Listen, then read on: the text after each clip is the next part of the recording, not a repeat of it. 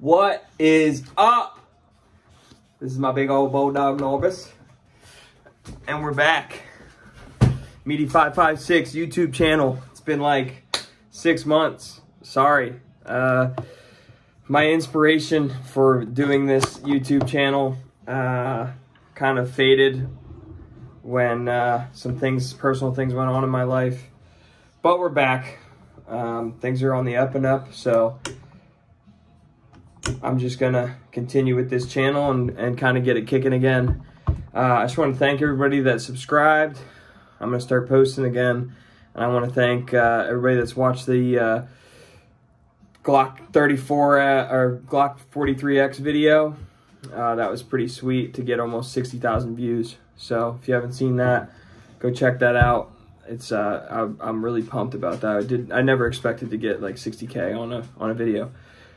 I know some people have different opinions of what I said in there, but opinions are like assholes. Everybody's got one. So today we're going to talk about Whisper Pickles. We're talking about suppressors. This is a very highly talked about thing in the gun industry right now, in the 2A community, and I'm going to talk about what I think is going to happen, or what could potentially happen, the process with this. These are my first two suppressors, and kind of how I think things will go, or how they could go potentially, and what I'm hopeful for. But, you know, wish in one hand, shit in the other, see which one fills up faster. But without further ado, I'm going to talk about these two firearms here. I have my AR here, no mag, rifle's empty, or pistol's empty. Nothing in the chamber, no mag. And then I also have a, you guys have seen this before. This is my Ruger Mark IV. This is empty, nothing in the chamber, nothing in the mag. Somebody was complaining about how I hold the guns like this. It's so you can see it, and I know that the weapon's clear. So if you're gonna comment stupid shit, go ahead, but I'm gonna tell you that you're dumb. All right, so suppressors, NFA items, Form 4s, the whole plethora of info that you need to learn in order to get some of these things. I'll start with this one. This is a Yankee Hill machine. Yankee Hill machine, 3100 series. This thing's like 10 years old, okay? I had to buy this from Yankee Hill. It's a muzzle device, muzzle brake. They make a mini one, they make a full-size one. This one was like 79 bucks. I bought this from Yankee Hill because I emailed them, because this is a very old can, and I said, hey, what muzzle device do I need? They said, get this one, this should work. Get my can back from the ATF, test it out, works great, it's awesome, nice little can.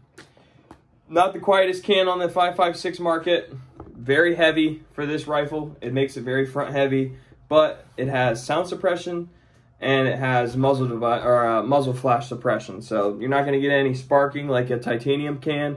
It quiets this thing down so that you don't have to shoot with the Ear Pro, and for the price I got it for, which we're going to talk about, worth every penny.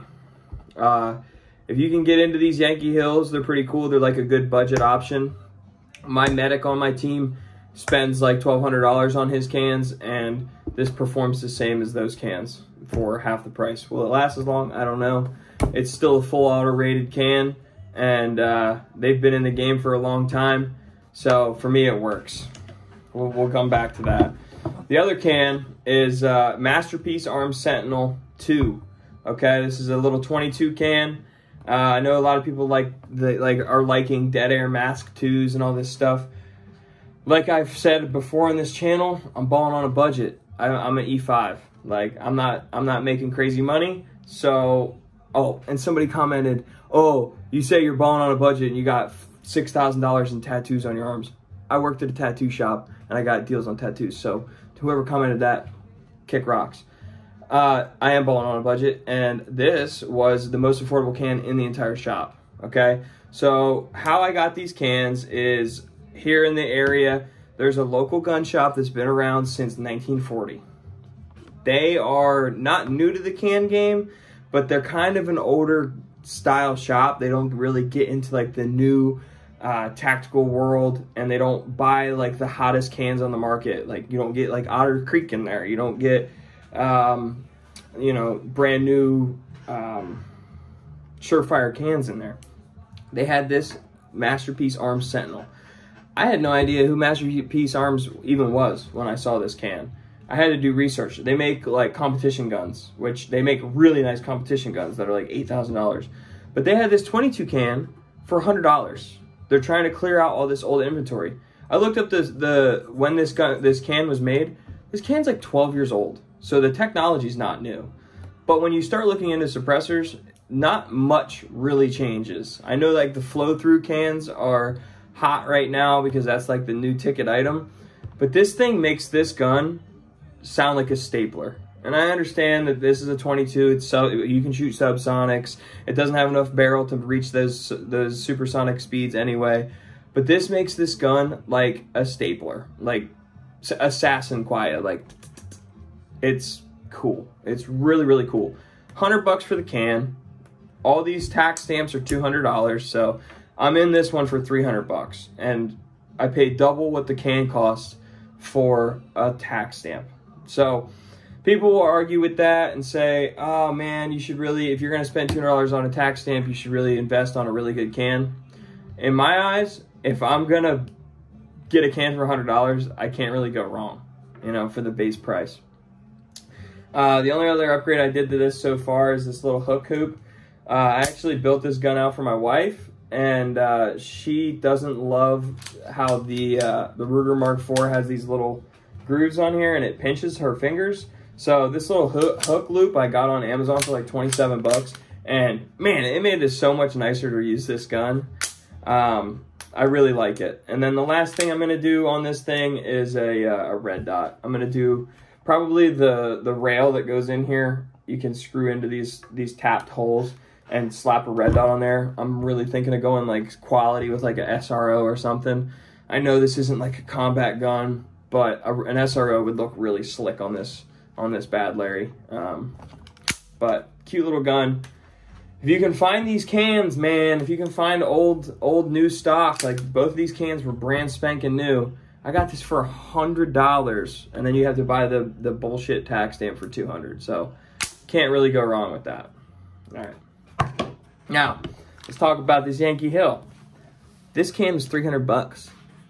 New, this can was $850. Like, I got this for $300 and then paid $200 for the tax stamp. So I'm in both of these cans for $800. Most people spend $800 on just the can before the tax stamp. To me, it was a no-brainer. I got 2 cans for $800 with tax stamps and all that fun stuff. I guess you could call it $879 because I had to buy the muzzle device for this can. It's not direct thread. The Masterpiece Arms is a direct thread, but this one needs a muzzle device. But it's got this ratcheting muzzle device where I can pop it off real easy. I kind of dig that, to be honest with you. I'm glad it came with, I'm glad it's set up like that. But I got this Yankee Hill machine for $300 plus the tax stamp. I'm in it for 500 bones, and then the muzzle device. You know, all in all, this build is still a very budget build. I got a really nice light from a friend, and a nice Unity hot button from one of my buddies on the team. He hooked me up with that. You know, I got really lucky with this. This has been a quality build, and I got some really quality parts. And I'll probably do another video about this build with some other stuff that goes on this. We'll talk about that. But this one's just about the cans. So I know somebody's gonna ask, what's your opinion on the NFA? I studied con law in school when I was in college, and I'm a 2A gun guy. You know, I really like guns. I really like suppressors. These are my first 2 suppressors, and now I want a suppressor for every firearm I own. But what's my thoughts? So the ATF has control over all of these regulated items. You can get into the weeds with these Form 1s, 2s, 3s, 4s. Suppressors are Form 4s. You can do like short-barreled shotguns, short-barreled rifles, all these rules of like 18 inches and under is a short-barreled shotgun, 16 inches and under is a short-barreled rifle. Then you got AR pistols, they're registered as pistols, they're registered as any other weapons. If you're going to get into this stuff, you need to research it yourself because you're not going to get enough information from this video.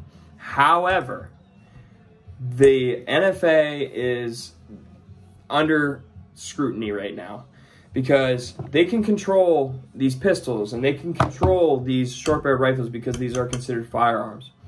But they've been controlling these cans, okay? And I know in Texas, the state law passed that if you buy a Texas-made can and you keep it in the state, it doesn't interrupt interstate commerce and you can keep that can. You don't have to do a Form 4. Statewide, da-da-da-da-da, all this stuff. It's insane. Okay, so if you're going to get into this, make sure you do your due diligence and research it, okay? Because you have to have a Form 4 if you're going through another state that doesn't allow suppressors. You have to have that. You have to notify the sheriff's departments, and it's a mess. It's an actual mess. But what's under scrutiny right now is if they're going to take suppressors off the NFA and the Controlled Firearms Act and all of these acts that came to fruition throughout the years of firearms.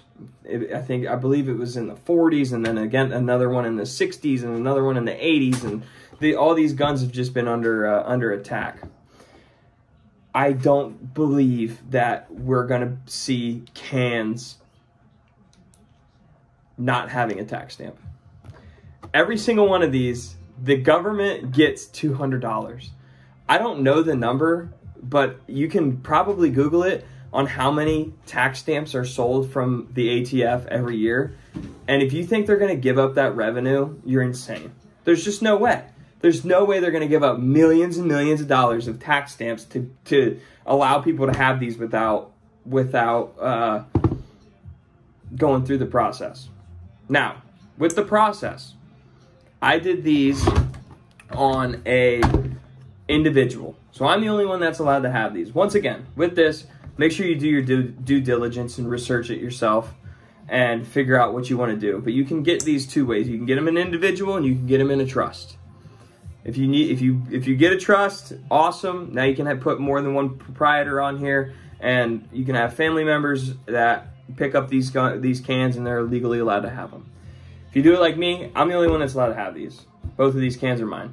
They're in my name. I'm the one that passed the background check. Cool, you know. So, I don't think that we're going to get by not having to pay a $200 tax stamp.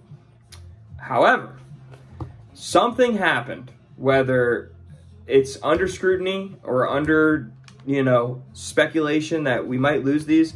So the ATF's jumping on this and they're clearing these things. I got these in 1 month and 4 days. So 35 days to get 2 suppressors. Same day approval, or same day, they were approved on the same day. And if you're on Reddit, which I am, you see people getting them in 12 hours, 24 hours, 38 hours, 42 hours, 52 hours. These people are getting really lucky in getting these through. Where you see some people that are 400 wait, you see some people that are at a 400-day wait time on getting their suppressor back. I don't know what the skinny is on that, but I think since the ATF is regulating this, somebody hopped on them and said, hey, if you're going to regulate this shit, you need to regulate it properly and make sure these people are getting their shit right. Like, people should not be waiting a year and a half, 2 years to get a suppressor. So they fixed it, and now people are getting them really quickly. There's a couple different routes you can go through. I went through the Beloved Silencer Shop and the gun shop, where there's a pretty laid out steps on how you do this. You do fingerprints. You go and you certify that all the information is correct when you send this off to the ATF, and then it's up to the ATF to get to it when they get to it. And then they either approve or deny you, and then you're able to pick up your cans, and you have to do another piece of paperwork in order to pick up the cans and take it from the gun shop. Worth it? Absolutely. Pain in the ass? Sort of, kind of, not really. If you really want a can, you'll jump through the hoops to get it. Okay? Pain in the ass, you have to pay $200? Yeah, it is. It is. It sucks. But I have cans now, all for 800 bucks, to me it was worth it, because these things they're sweet, you know. It is crazy that we have to pay for hearing protection, but hey, you got to do what you got to do sometimes. But to conclude this, I still think we're going to have to pay tax stamps, which is a bummer, but that's the way the cookie crumbles. If you have an opportunity to get old new stock and buy a nice can for $100, do it. You know, it's kick-ass. Yeah, man, grab a can, grab one for each gun, and let's hope that the wait times continue to rapidly improve and we can get cans same day, because that's what I'd really love to see. If we're going to have to pay these tax stamps, hopefully once you're approved for 2 cans, now it becomes even more streamlined to where you can get them really like same day, like buying a gun. Other than that, thanks Girth Gang. Thanks for watching. Like and subscribe. All that happy horse shit. I'm going to try and start posting more. So, thanks. Peace.